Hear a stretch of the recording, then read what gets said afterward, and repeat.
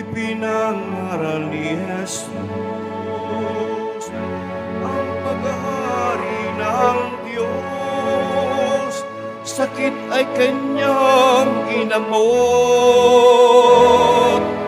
Alleluia, alleluia, alleluia,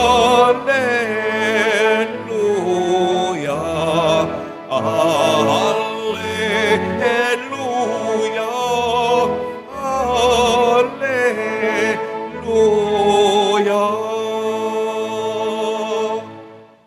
Sumainyo ang Panginoon. At sumayo rin. Ang mabuting balita ng Panginoon ayon kay San Mateo. Papuri sa iyo, Panginoon.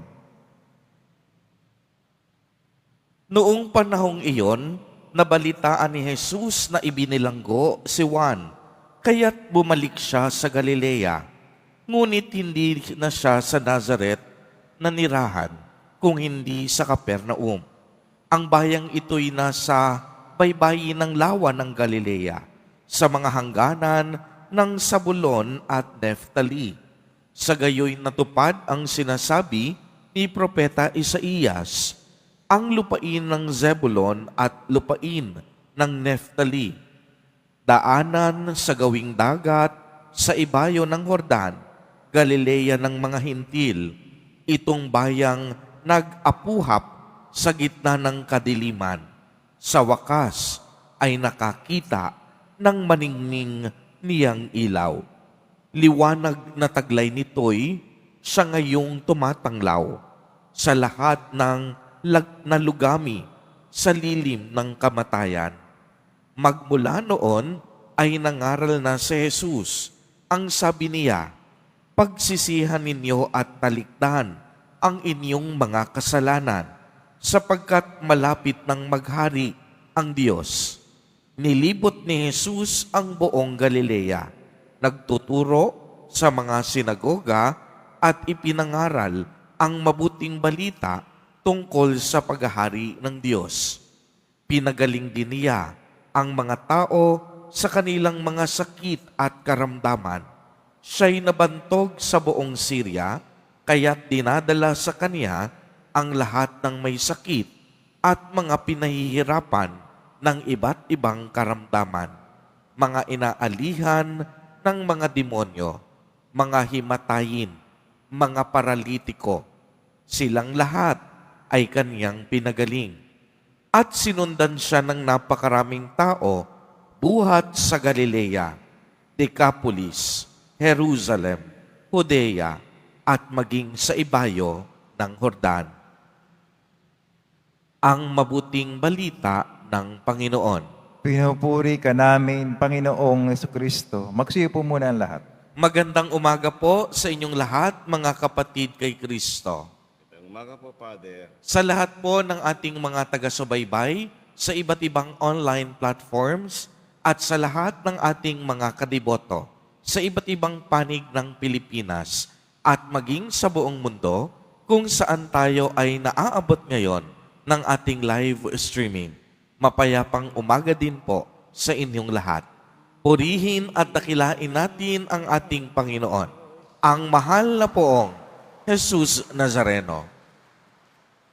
Mga kapatid kay Kristo at mga kadiboto, malugod po namin kayong tinatanggap sa Basilica Minor at Pambansang Dambana ni Jesus Nazareno. Ngayon po ay Lunes, kasunod ng dakilang kapistahan ng pagpapakita ng Panginoon. Patuloy pa rin po tayo sa ating pagninilay sa pagkakatawang tao ni Jesus Nazareno hanggang sa pagtatapos ng kapistahan ng kaniyang pagbibinyag. Subalit mga kapatid, kung inyong mapapansin, ang ebanghelyo natin sa araw na ito ay hindi tungkol sa pagsilang o kaya naman sa pagiging bata ni Jesus. Kung hindi, ito ay tumutukoy sa pampublikong ministeryo ni Jesus Nazareno. Ang tanong, may kaugnayan po ba ito sa panahon ng Kapaskuhan at Epipanya? Bakit? dahil ipinakita dito ang katuparan ng plano ng Diyos nang mangaral si Kristo at gumawa ng iba't ibang kababalaghan. Ang ebanghelyo nga natin na tungkol sa simula ng ministeryo at gawaing pangkaligtasan ni Jesus.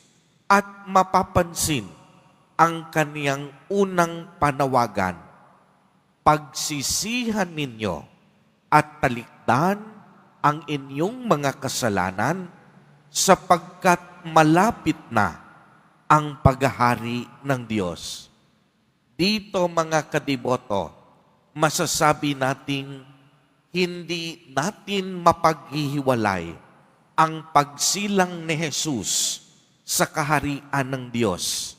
Isa sa dahilan ng pagsugo kay Jesus sa mundo ay upang ipaalala at ipabatid sa atin na may mas higit pa sa buhay natin sa lupa. May mas mahalaga pa kaysa sa mga ordinaryong pinagkakaabalahan natin sa araw-araw. At iyan ay ang kaharian ng Diyos, ang mapabilang sa angka ng Diyos at makasama natin siya sa langit para sa isang buhay na kailanman hindi na magwawakas. At upang ipadama sa atin sa lupa ang kahariang ito ng Diyos, pinagaling tayo ng Diyos sa ating mga sakit at karamdaman. Kaya nga sa Ebanghelyo, dinala kay Jesus Nazareno ang lahat ng mga may sakit, ang mga pinahihirapan ng iba't ibang uri ng karamdaman, mga inaalihan ng demonyo, mga himatayin, at mga paralitiko. At anong sinabi sa Ebanghelyo? Silang lahat pinagaling ni Jesus Nazareno. Kaya pagkatapos ng kaniyang pagpapagaling, sinundan na siya ng napakaraming tao, buhat sa Galilea, Decapolis, Jerusalem, Judea, at maging sa ibayo ng Jordan. Mga kapatid, lagi nating tatandaan ang bawat himala ni Jesus Nazareno ay pagmamahal ng Diyos. Uulitin ko po, ang bawat himala ni Jesus Nazareno ay pagmamahal ng Diyos. Ang bawat pagpapagaling na ating nararanasan sa pamamagitan ni Jesus Nazareno ay walang iba kung hindi ang pag-ibig ng Diyos. Kaya ang panawagan ni Jesus Nazareno, manumbalik tayo sa kanlungan ng Diyos at magagawa natin iyon unang-una kung tayong lahat magbabalik loob. Amen. Purihin at dakilain natin ang ating Panginoon, ang mahal na poong Jesus Nazareno.